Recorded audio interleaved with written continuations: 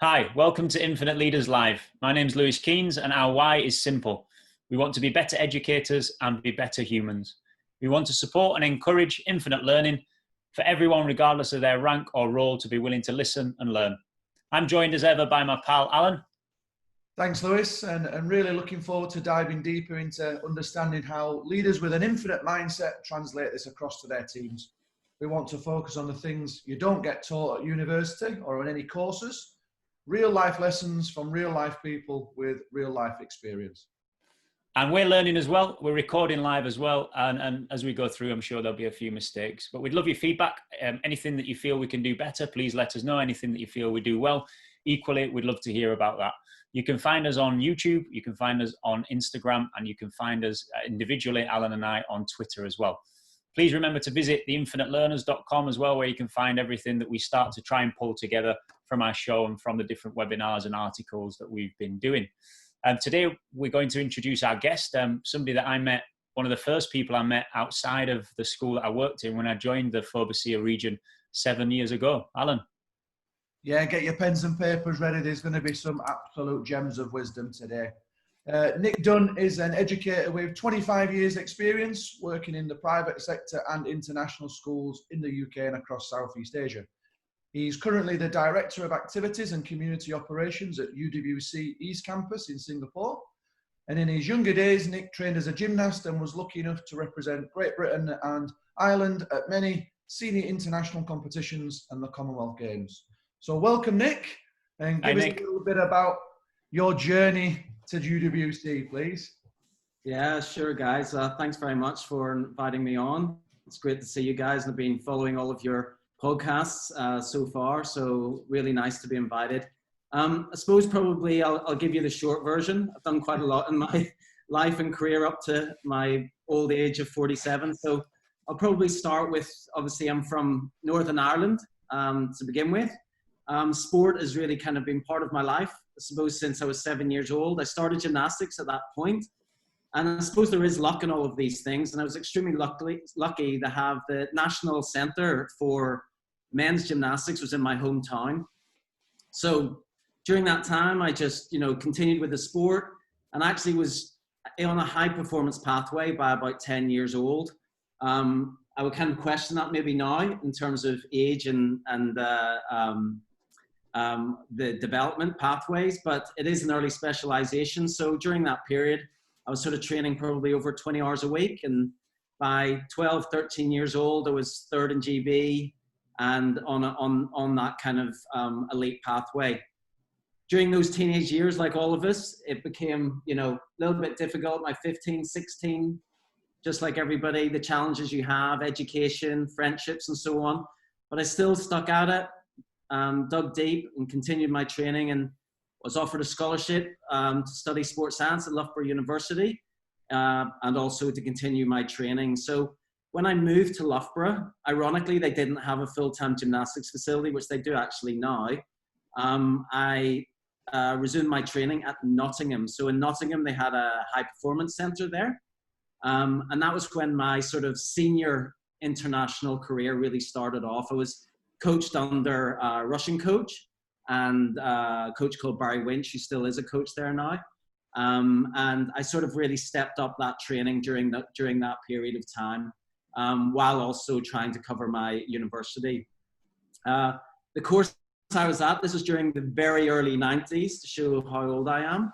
But it was at that time that Loughborough was kind of really, probably quite of a stronghold for sport. So I was really lucky to collaborate and meet and be friends with some really fantastic kind of, I suppose, now you would say quite famous people. Paula Radcliffe was in my class, Ben Ryan, Paul Burke, and so on. I could go on, but these are people who are friends, and it kind of just put me on a different perspective of what sport was and the development of it, and the focus. So during those period at university, that's when I sort of actually transferred over from GB to Ireland to compete for Ireland.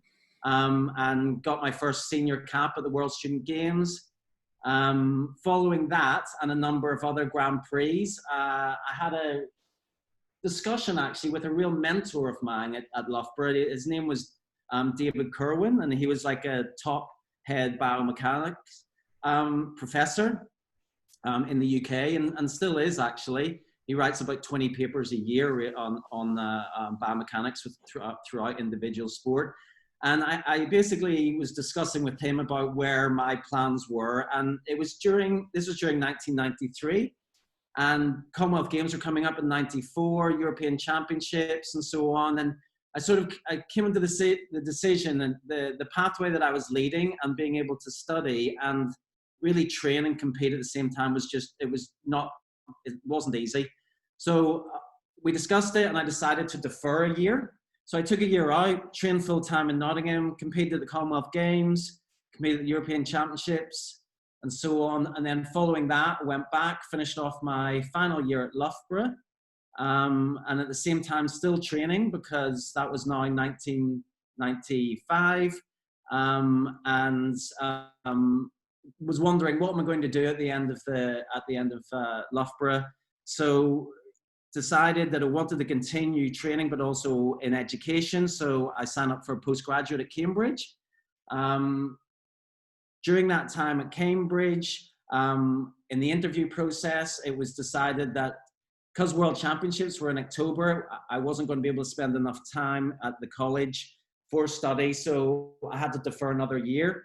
And also the World Championships in 95 were the final Olympic qualifiers for Atlanta in 96. So it was sort of a decision of mine. Okay, I'm going to go for the Worlds. If I get to the Olympics, I just continue. If I don't, I'll see what happens. So went to the Worlds, deferred Cambridge. So I was already on that course for the year after. And unfortunately, and ironically, a day before the competition at the Worlds, I broke my ankle, which meant that I missed out on the competition, and I suppose missed out on any chance of really kind of, getting to Atlanta. So it is what elite sport's like. What happened then is I moved back to Ireland, and I was coaching as national coach for a year there. Really kind of waiting to go to Cambridge and developing that kind of side. Then moved basically to Cambridge, had stopped gymnastics because it took a year for rehabilitation of my ankle.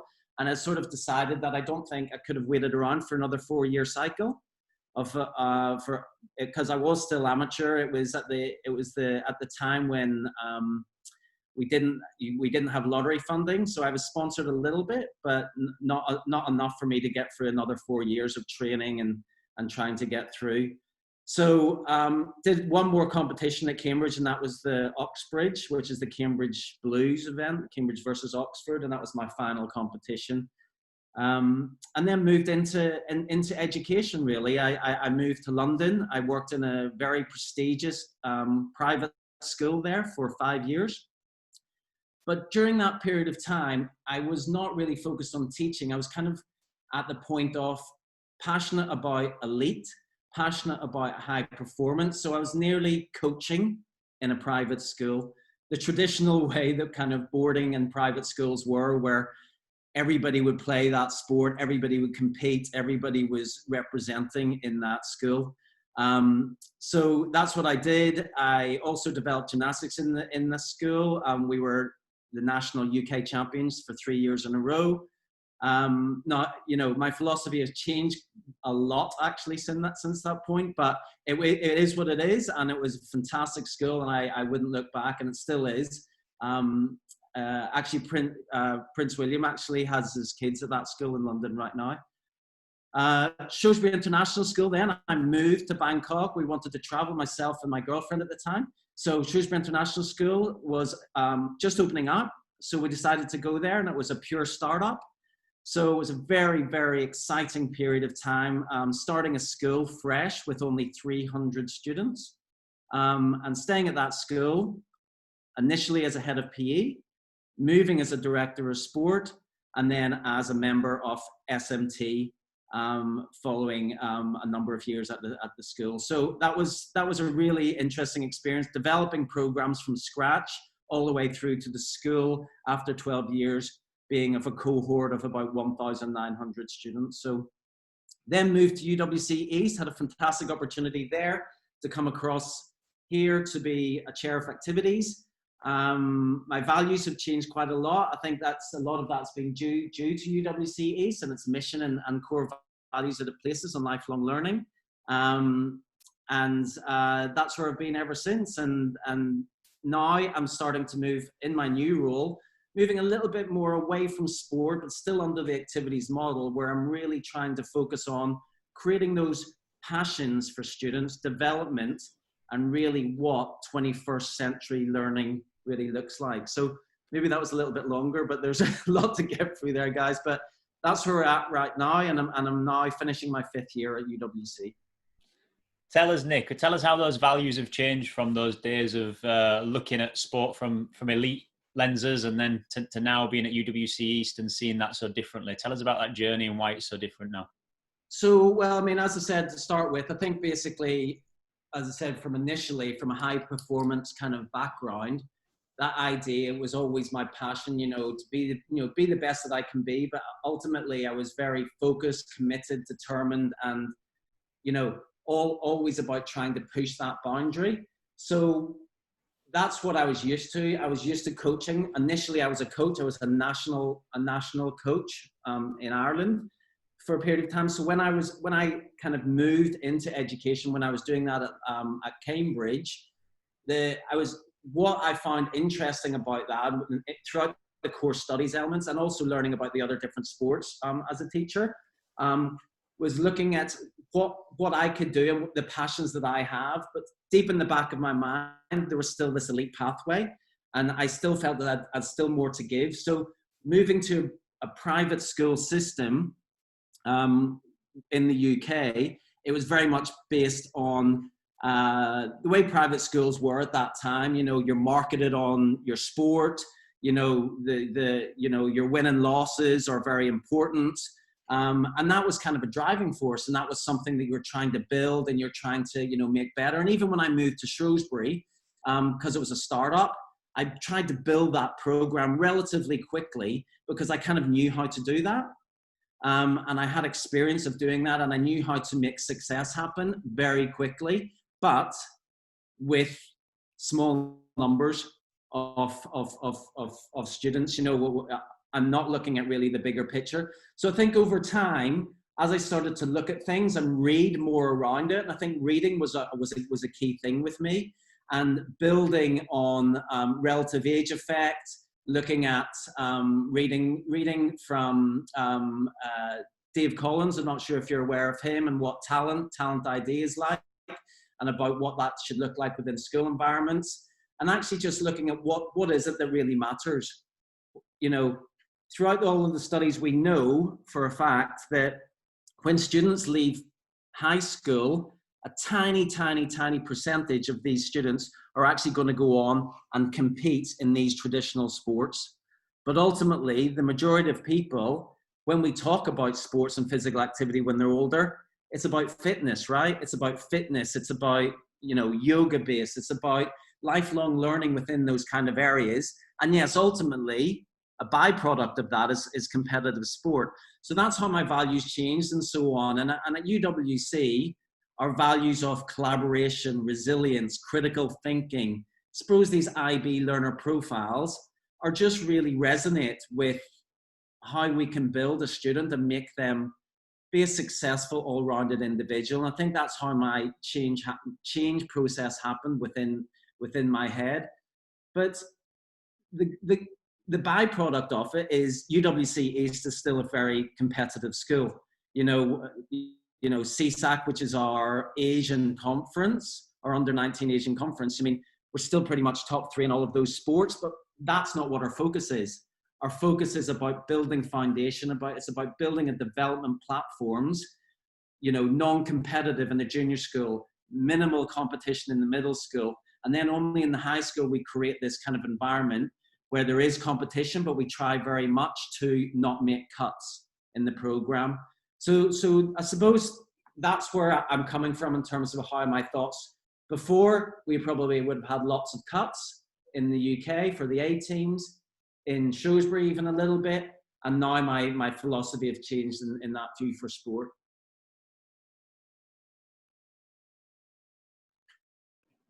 Alan's doing his mute trick again. Try that again, pal. Sorry, mate.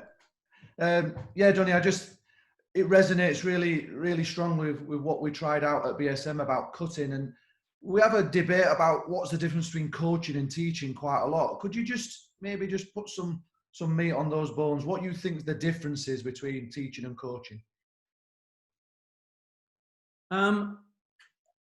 It's actually quite interesting, that kind of question, because something that you guys sort of tried to start to implement at BSM, and something the PE department is doing here at UWC East, is they're looking at PE as separate to sport, right? So PE in a sense is probably more aligned to PSE in some ways, rather than the actual, obviously physical activity part and the education of that is really key.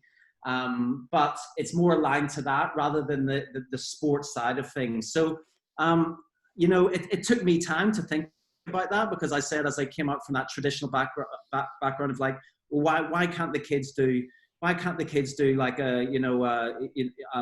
good layup shot? Why don't they know how to do correct defensive play in basketball? Why are they not doing that in the grade 6 lesson? And it took time for me to understand and think about it really, and do a lot of reading behind it, and understand that that's actually not that important. Those things will come when they move into the programs after school, if they want to do that. It's about the concept, it's about the understanding and the transference of skills. So the PE department probably over in a sense are not actually, a lot of them aren't even coaching that much at UWC East. They are offering maybe wellness, nutrition activities, or helping to develop weight training or understanding about talent development. But they're not all they're not all coaching like under 19A team or sports teams, because the idea is that's not what their focus is. Their focus is concept-based teaching, aligning that with the values at the college. And yes, if they have a passion that they want to still support within the activity program, they can do that. So there are obviously coaches who teach, PE teachers who are interested in coaching basketball. Of course, they help out. But then there's some who aren't, and they want to offer something else. Whereas when we come to coaching, which is what part of our job is in terms of the activities team, we're looking at coaches who are going to be, yes, focusing on those goals and values that we find important from a UWC perspective, but they're aligning it a little bit more to sport. So it's more about that sport element, where competition, yes, that's at the end goal, but it's not the main goal. It's actually looking at those parts. And we do this at the start of every year. So through our coaches meetings, we do goal setting with students. We do goal setting with coaches as well, and actually trying to make sure they're aligning to the UWC core values and the plans. So by doing that, we're able to try and make sure that the students are going to be able to be the best that they possibly can be. Whether that's competition or not, it doesn't matter. And this, as I said, I run the whole activity program. So outside of sport, that's the exact same thing.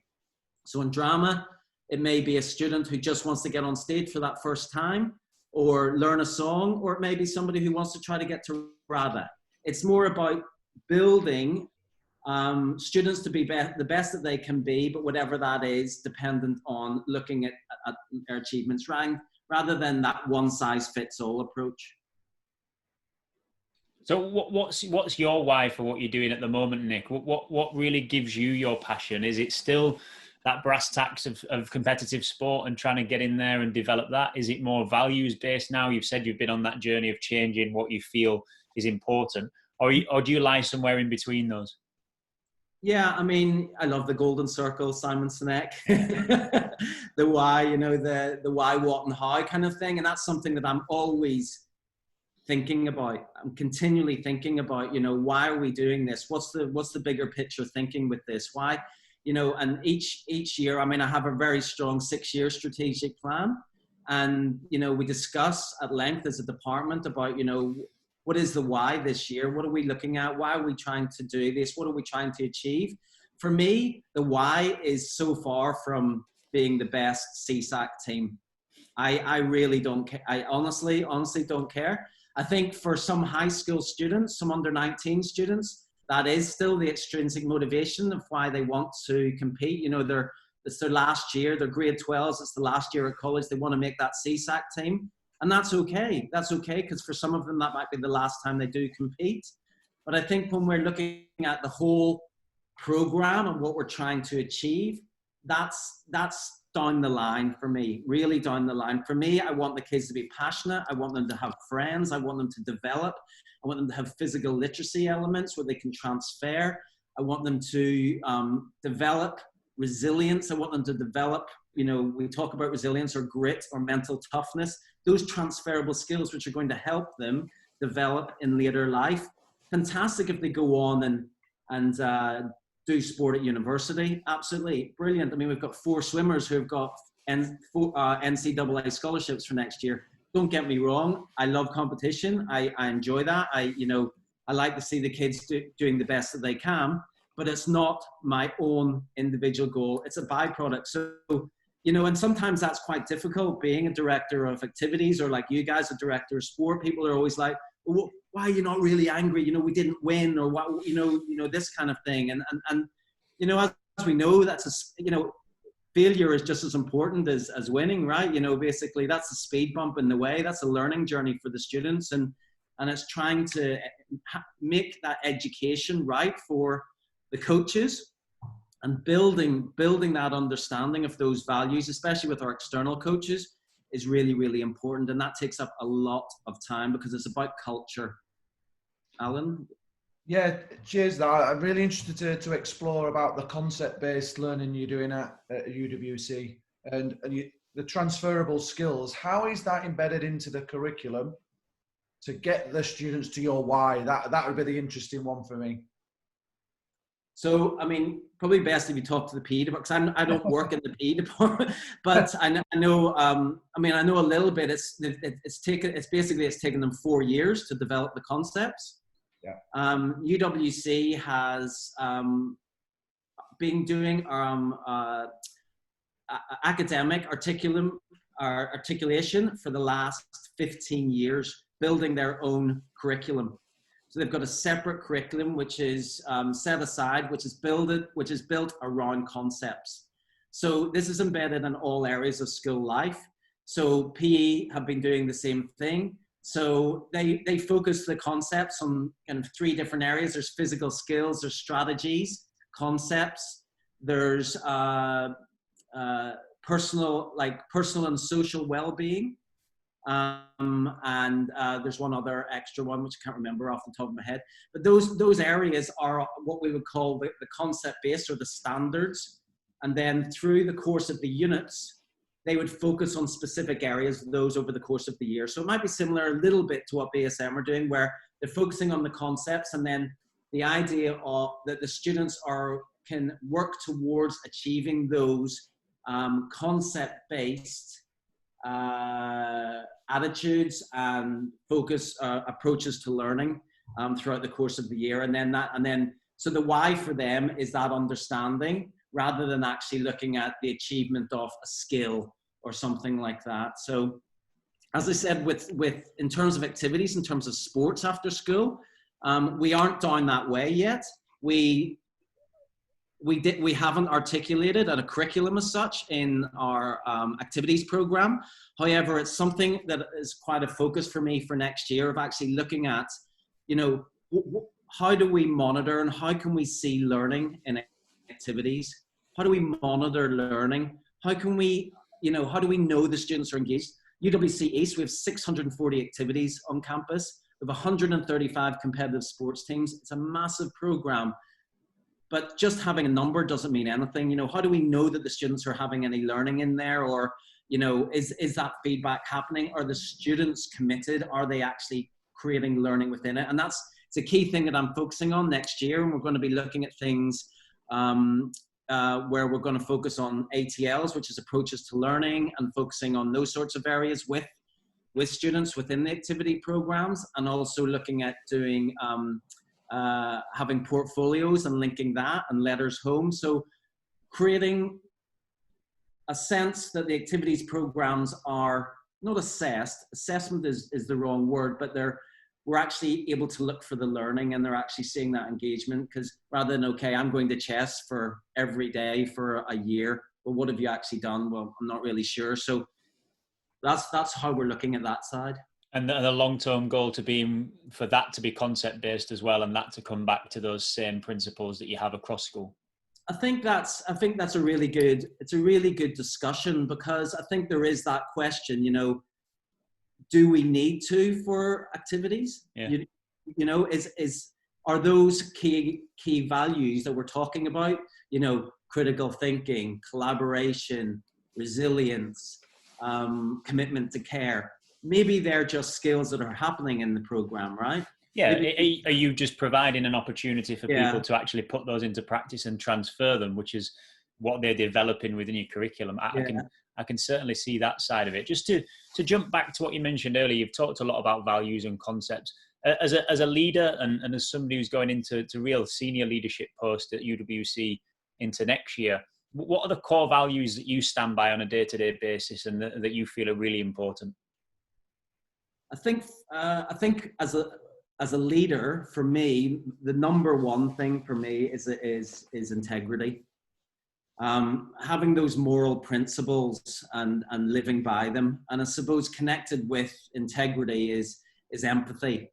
You know, like yourselves, you're working with huge teams of people, directly or indirectly linked, but you're still line managing them. So having empathy and being able to see people from different perspectives, I think, is really, really crucial in that.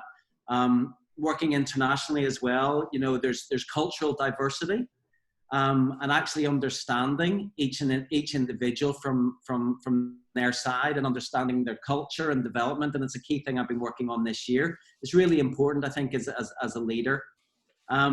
For me, strength and courage is also pretty important, and we touched on it offline. Vulnerability.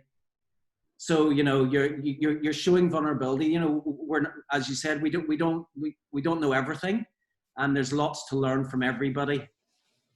So I suppose with that, being vulnerable, it's valuing that collaboration. You know, at UWCSEA East, I work with an unbelievably fantastic group of staff. I mean, Ian Death, who you interviewed last week, he's absolutely top notch, and Gavin Dinsdale as well. We work together as a trio. And then my extended activities team are superb. We don't at UWC have what we would call a hierarchy of leadership. It's very much a transformational style. So it's very distributed. So it wouldn't be like thinking, oh, right, Nick's at the top of the tree. You know, it's more we collaborate, we work together, and we action things together. So those are probably my key things about leadership and innovation, being innovative. Not happy just to sit back and manage and be happy with what we're doing. I'm always kind of getting up in the morning and going, right, well, what else can we do here? You know, let's not just sit back and relax. You know, there's always something new we can kind of bring to the party. Yeah, love that, Nick. So we've got there integrity, empathy, cultural diversity, and we've got our vulnerability as your core values. Yeah.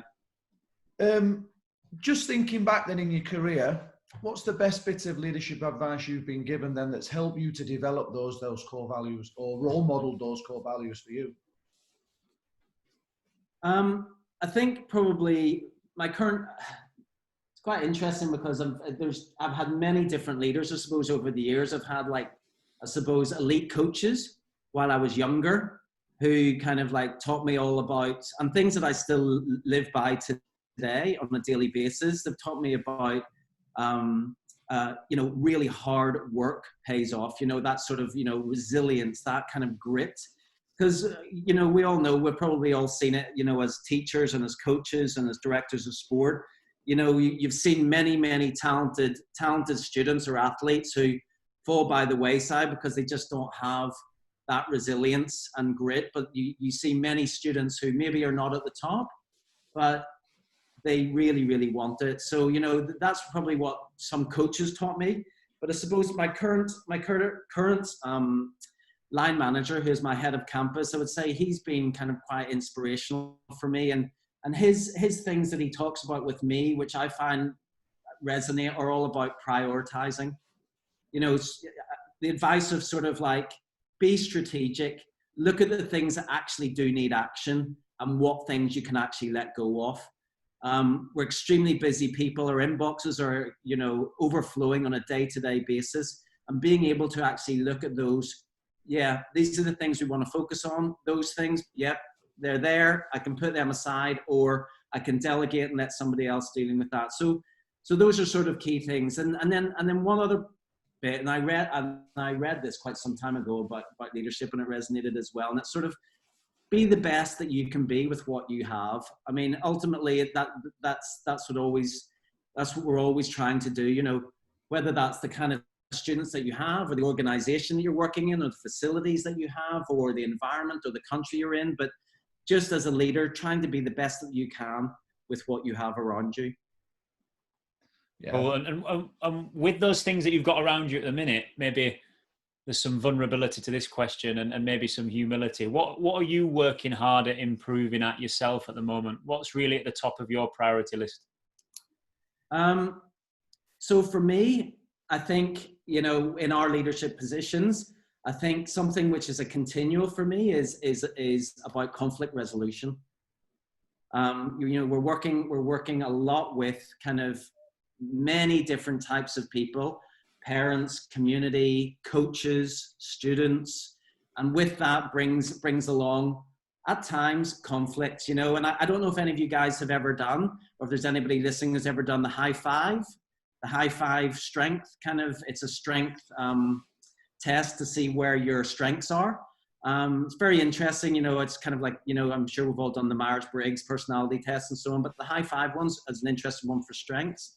And I come out as somebody who's like a peacekeeper, so which is somebody who tries to as much veer away a little bit from conflict, or try to try to calm it down. And I think in some ways that's something that I continually am trying to work at, and not become emotional about it, because we're on the firing line quite a lot in our jobs. And I think, you know, being able to deal with those conflicts, being able to step away from it a little bit more objectively. So that's a key thing for me. Also, I suppose that idea of building that positive culture. I mean, I honestly believe culture is so important in any organization, having that positive culture, and it takes a huge amount of time to do that, but trying to build that and continually building that and aligning that with your core values is super important. You know, and without that, direction and purpose can be very, very difficult. And then something I touched on a little bit before was about developing people's potential. I think sometimes, you know, as leaders, you know, and the busy lives that we have, we can get bogged down with the day-to-day, the kind of the firefighting of things, and actually sort of that idea of just standing back and actually creating and developing the people around you is ultimately going to help to develop your own leadership, and it's going to help to develop the organization as a whole. So those are things which are continually on my mind, and continually on a weekly basis I'm thinking about that I know that I have to develop and continue to do so. Give us some suggestions on what you do with culture, Nick. What does that look like when you say you're developing a positive and a strong culture? Well, culture is, you know, it's quite difficult to do, but there's many ways that we've tried to do it, and we build it around a number of different things. We do at UWC, we do cognitive coaching. So the majority of us are cognitive coaching, as you know, we've done the course. So we work individually with people to try to work together and coach them through goals and so on, and then with that, try to develop them along a line of the culture that we're thinking. We run, and I run what we call effective teams. And with effective teaming, I try to build that around what our core values are. But ultimately, I want the staff to come up of what they are, even though I have them in my head, for them to come up with it. So we do workshops, brainstorming exercises. What makes an effective team? What do we see in the leadership of the effective team? What are the norms of collaboration that we want to build around that when we're working together as a team? And then ultimately with that, you're building that positive culture effect happening within those small organizations. whether that's the gymnastics team of coaches or the swimming team of coaches or our dance program, or wider afield, our big coaching or activity program. Culture is about us developing specific things. Giving ownership is a real key thing for me. Giving ownership to the coaches and the providers and feeling as though that they're empowered.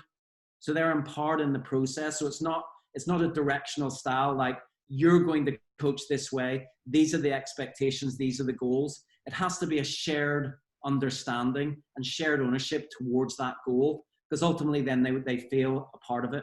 Do you extend that ownership to the students at all? We do, in the sense at the start of each season. So when it comes to sport, at the start of each season, we send out a shared document where they put down what do they want to see from the season. So what do they see there they want to get out of it? As I said to start with, for some people that might be, oh, I just want to get on the team, or I want to improve my, I want to improve my basketball dribble. I want to do this number of assists in the season, whatever that may be. And that is shared with the athletic directors and with the coaches. And that is a starting point of a discussion, which is had with the athlete and the coaches, where they're trying to build on that model. So ultimately, hopefully, everybody on that team is aligned and the thinking is correct. So the culture has already been bought in because their voice is heard. Also, especially in the high school element, the student's voice is very, very important. So when it comes to halftime team talks, at the end of training sessions, the students are the ones who do the talking. They're the ones who are actually, what did you think of training today? What do you think we could have done better? What success indicators did you see from that game? So ultimately, we're asking them to come up with the answers rather than the coach is always right. And then the coach will jump in at the end and then try to bring it all together. So those are the sorts of ways that we're trying to build this kind of positive culture and environment. Like that idea of the students' reflections. That's a really cool one, especially after training sessions, games, half times, etc. Yeah. And then at the end of the season, we do a reflection piece with them again, and it's basically 2 questions, and it's how much did you enjoy the season, and what if the season was happening again, what would you like to have seen improve or develop to make it better? So that side is our reflection on how we can make it better.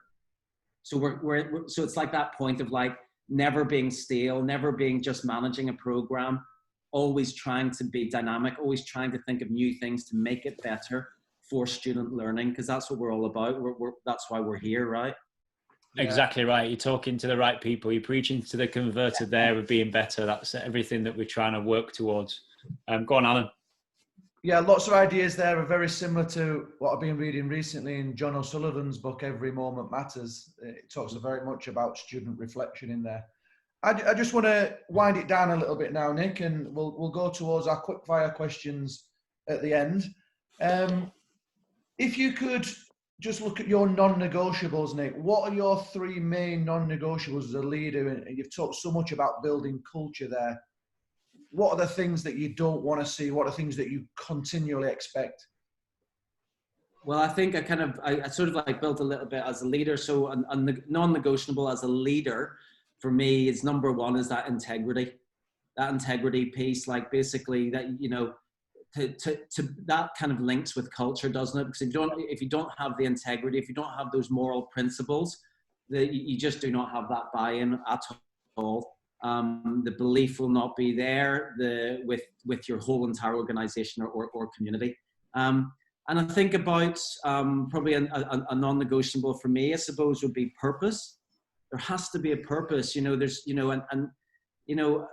communities, and even students, that they're not silly. They have to understand about the reasons why things are happening and why you're doing something for that. And the big picture, the purpose of why this is all happening needs to be key, especially that's something that I live by, that, I don't just take it along. There's a reason why this is happening.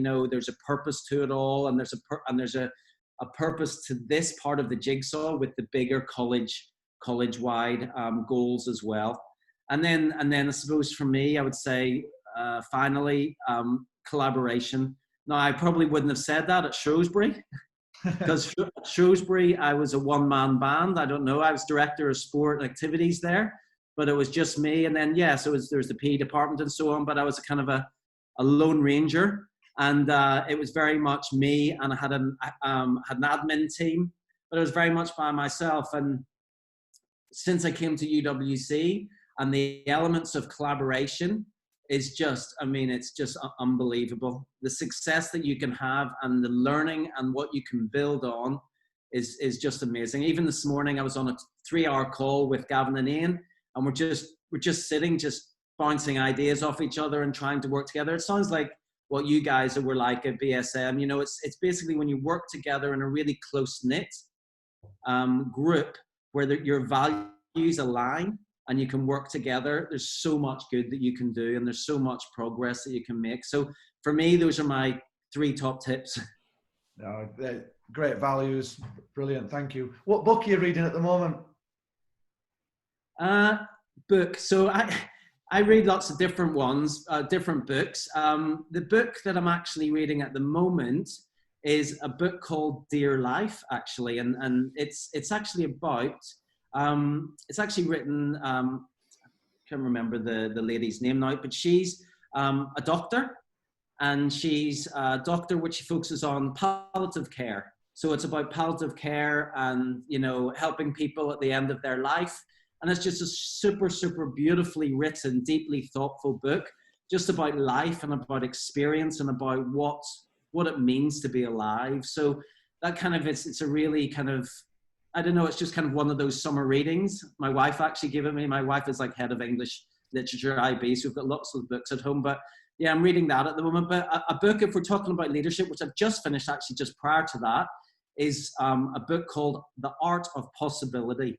I don't know if you've ever touched on that one, guys, but it's actually written by a husband and wife, Xander, and he's actually a conductor of the Boston Philharmonic Orchestra, and she is actually a psychologist. But the way it is written, it's so beautifully written, and it kind of touches on things. I don't know if you've read The Culture Code, which is a great book. I love The Culture Code. But it kind of takes some parts of the culture code, but then it looks at it a slightly different twist and comes up with some real key learning areas about how you can just be a better person and be a better leader, but in a simple way. So that's a really, really great book out there if anybody is looking for something to look at in terms of leadership.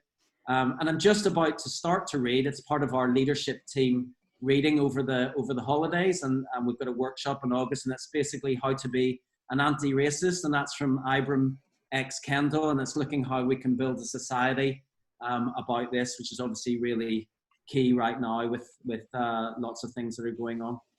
Yeah, so some great suggestions there. I like the sound of The Art of Possibility. I haven't come across that one. And a short book, you'll absolutely love it, Lewis. And the ones that put things into perspective a bit, I'm a huge fan of them. The Dear Life sounds right up my street. Just, you know, stop, pause a minute and actually put things in perspective and go back to what you were talking earlier about, you know, priorities and being a man of integrity. Yeah, top man. 3 really good recommendations there. I think we'll move on to Alan's favourite question.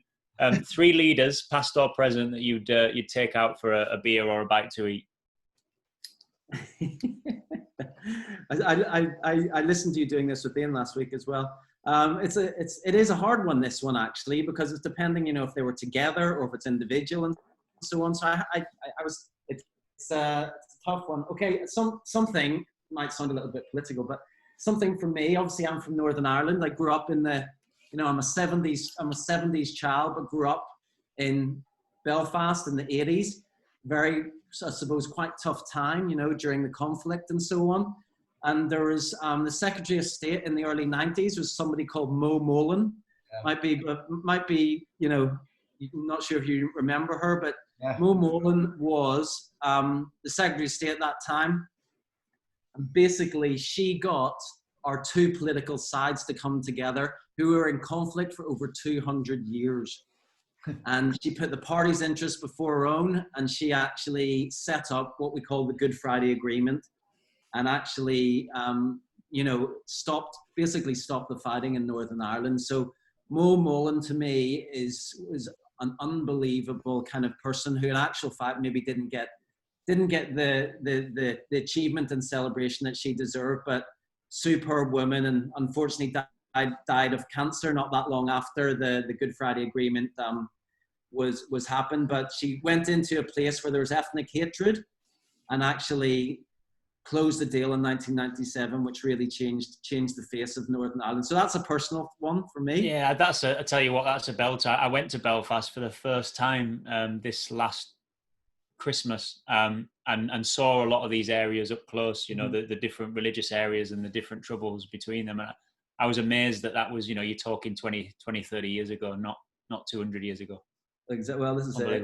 Yeah. There's an amazing park outside Stormont called the Mo Mullen Park, and it's just a place you can take your kids. And every time I go there with my kids, it's just a little thought, you know, for her, because she's a superb person. Who else? Okay, let me think.